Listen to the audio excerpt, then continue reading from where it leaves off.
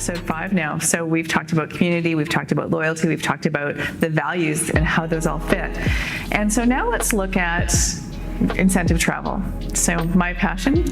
And how incentive travel fits into the context of HR, and how it especially now fits into the context of we can't travel very easily, or we can travel in a faraway future time or in very small groups in our bubble to destinations that will take us. And we have a lot of people who went from working together in an office to now working remotely.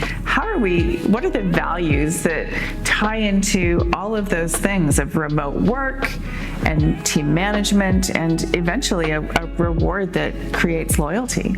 Well, we'll talk about remote work in a moment. Let's put that one on the side, because the first thing I'd like to tackle is just the notion of incentive travel and what values it is meeting as an HR tool. Obviously, it's an incentive. That's why it's called incentive travel. Yes. So it's some kind of a pat on the back for a job well done for your department or you as an individual. It's important to remember, though, that what people want and how they value incentive travel will vary. So it might be that your top performing salespeople, there might be, let's say, this fictitious example, there's 20 people who've earned the best trip on the list, and they're going on the fancy schmancy trip, and it's all first class, and they're doing all these amazing things.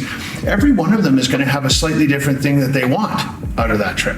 Yes. So understanding what people care about and what they value most is going to be key to giving them the most amazing experience you possibly can. You can't assume that just because they've all reached milestone A, that they're therefore going to enjoy the same stuff. They're going to see value in the same kinds of activities and the same kinds of itinerary that would be put together around a trip. So I think that values need to be considered as you build these incentive programs, and maybe it's about putting together different options. Which is very typical. Wonderful. So it's always like, it's typically spa, golf, and high adventure and something else. Right. So you have these sort of, it's that menu of options and experiences so that people can build that. We just talked about personalization. So it's about how do you personalize that experience. But again, we're doing it by spa, golf, high adventure, cooking class. It would be interesting to do it by value. It would be very interesting to do it by value. And say, here's the reward if you're very interested in personal growth. It's got an educational component. We're all going to go live in the Harvard dorms. We're going to take this cool course from this amazing person. Martin Scorsese is going to come and teach us how to run video cameras, and we're going to do some really cool, wow, I'm totally into that if I'm a personal growth guy.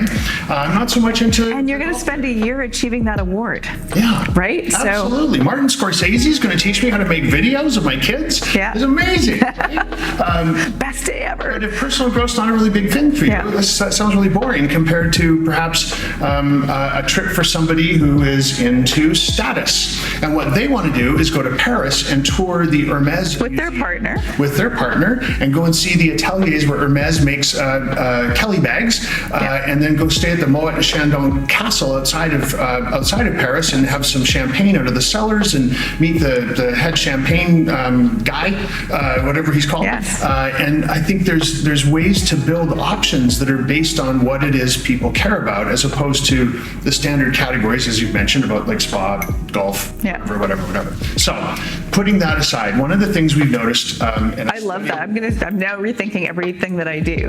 I think it's a really, it would be far more compelling and far more motivating for people. It would be far more valuable at the end of the day for the organization who is giving people those rewards, because you're using those rewards for retention, loyalty building, engagement, those things that help people feel more connected to the organization, to keep your top performers as your top performers, to keep them invested in you and your organization as well. So, yes.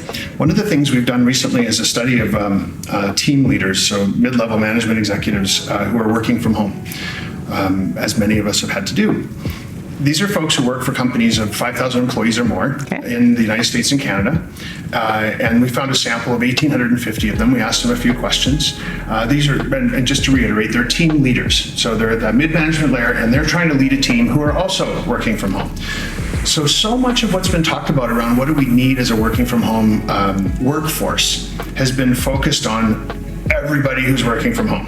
And it's things like, you should feel okay to turn off your camera and not have to let people see where you are, or all these other things. And there's sort of general pieces of information about reducing anxiety, reducing stress, and all that kind of stuff. So we thought it would be interesting to see these pivotal employees who are managing teams for these big organizations. What about them specifically? What values do they have? What things do they really care about that are maybe working fine at home or not working fine at home?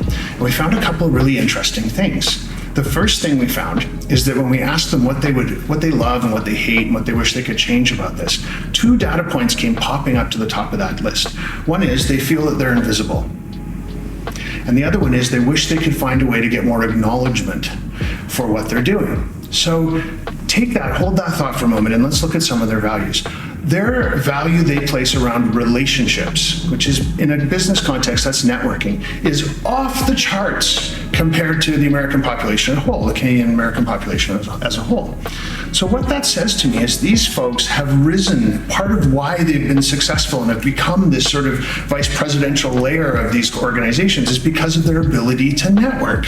And networking is how you don't feel invisible and feel like you are being acknowledged. It's what you do in the boardroom. It's about how you perform as you walk past somebody in a hallway and go, "Hey Bob, how's the wife and kids?"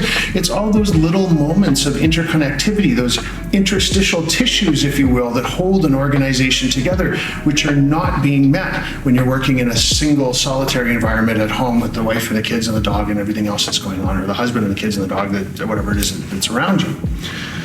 So if we're going to fix this problem, and it is a problem, because we have this entire very important layer of folks who are in managerial positions whose values are out of alignment with their reality. They're not getting that sense of being acknowledged. They're not feeling like their relationships, their networking opportunities are growing and thriving. Having Friday afternoon coffee chats with the entire staff who introduce you to their cats is not what these folks are looking for. This is what they're looking for. They want one-on-one relationships who are going to help them with their ambition. We're going to help them with their need for personal growth. It's going to help them with their want to see their career trajectory move forward. That connecting that happens at networking events. If we don't find a way to do that and we continue working at home, we're going to see massive failure in that whole strip of the population who are fit this profile. All those folks who are working from home in those managerial positions.